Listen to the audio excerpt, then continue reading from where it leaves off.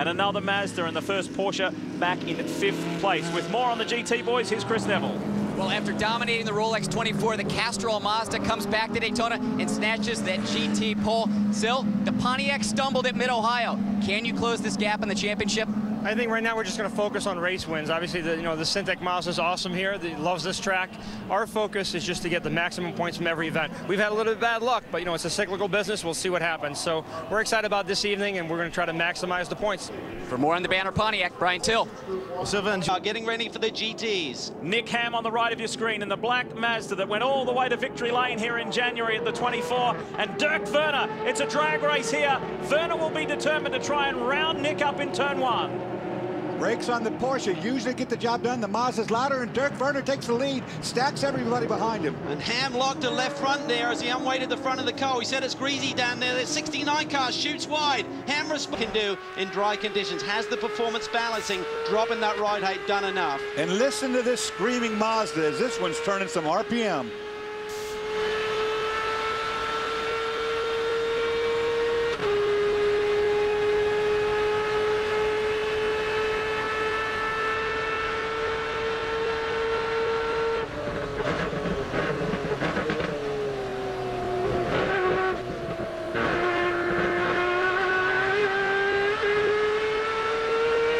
Have white headlights because at night when it gets really dark you can't really see which is which when they're behind you, but if it's an amber light it's a GT car, not a direct competition if you're in a DP.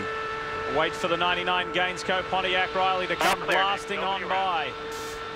Is Fogarty close enough? Where is he? 52 flat against This is currently the second place car of Nick Ham, and last time by he was about 5 seconds behind class leader Dirk Werner. Eric Lux is third, James Guay is fourth, and Tom Nastasi in his Mustang has come up into the top 5. A good shot off the side of the 70, looking out the back.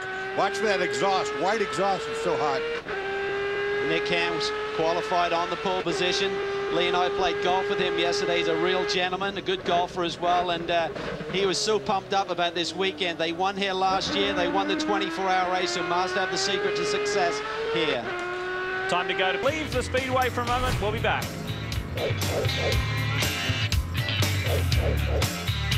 It's called Wrecked, and it premieres July 17 right here on Speed. We welcome you back, Lee Diffie, along with Dorsey Schrader, Calvin Pace, and we wish him well in that endeavour. On board with Nick Ham. I don't know which car that was. I think it's a 63 car. The 63 car. That was Nick.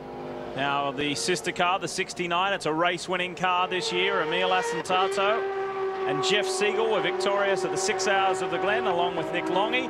They sit in third place at the moment. Incidentally, there are a couple of other cars that need to pit. Brad Yeager in the 77 Kodak Dallara. He needs to come in.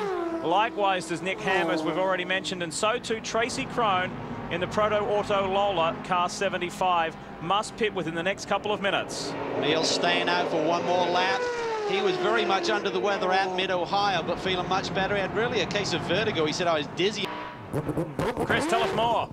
Well, interesting strategy on the 70 car currently leading GT. They're just doing fuel, so Nick Ham staying behind the wheel. Sylvain Tremblay doesn't even have his helmet on, so the team's saying, we're going to leave him out. And try and do that driver change a little bit later in this race, so that next stop is going to be a little bit longer than the teams that have already done their driver change. It'll be interesting to see what they say about that little thing right there. There's Craig Stone almost coming together there with the 70. They must be getting great tire wear with these Pirellis, Dorsey, to be able to do that. I mean, typically with the fuel going in this form of sports car racing, you can change tires when the machine did not. So that saved them time in the pit stop. And from the Porsche to the Mazda, Joe Foster for the Hypersport team. And let's enjoy the ride, enjoy the sound. Turn it up.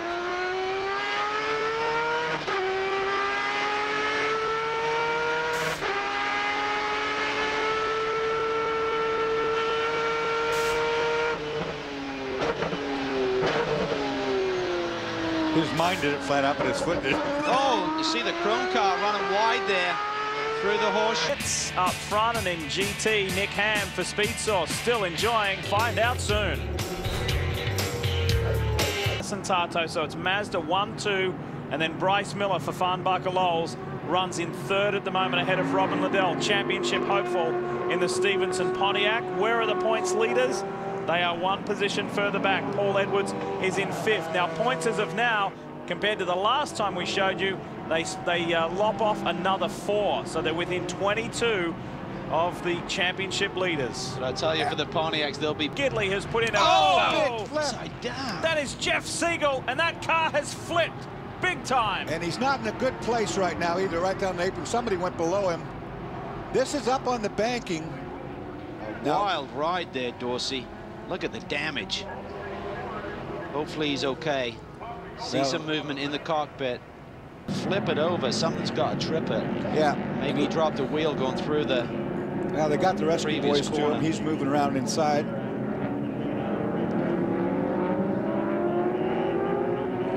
That's very strange, you know, with these sports cars. You don't see that happen on the banking so much.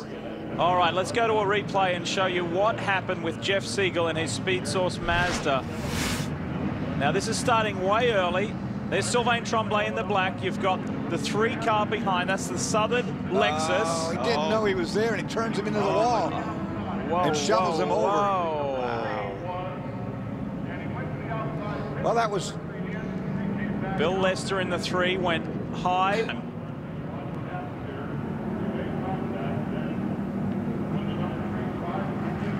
Pretty rough landing, you know. When you get up in the air and you start flipping, it's just up in the air. And there he is out of the car. Obviously, this was just a few seconds ago. And a lucky driver. Yeah, devastating blow, though, to Mazda. I mean, they needed a pad.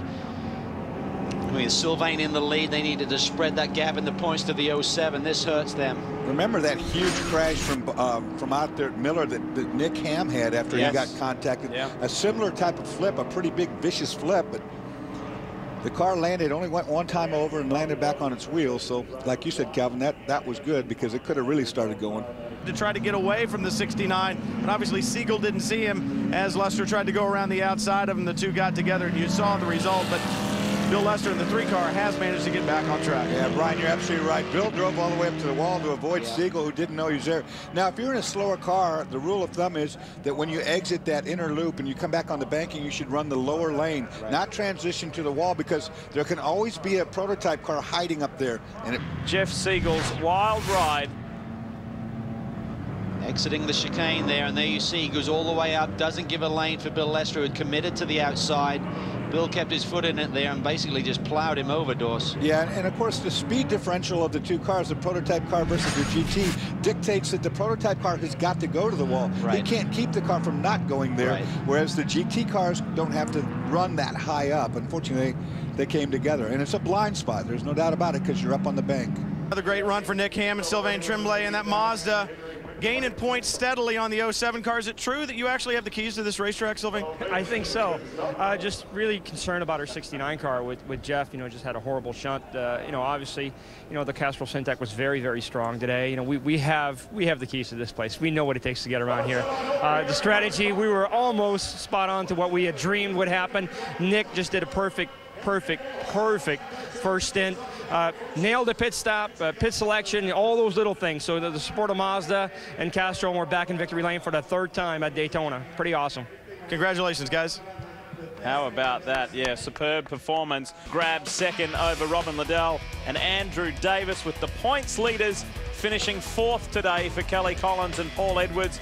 And look at that, it's down to 24 ahead of the Stevenson boys, and then Tim George there by himself. It was a good hard run in today's race, incidentally, for Ted Ballou and Andrew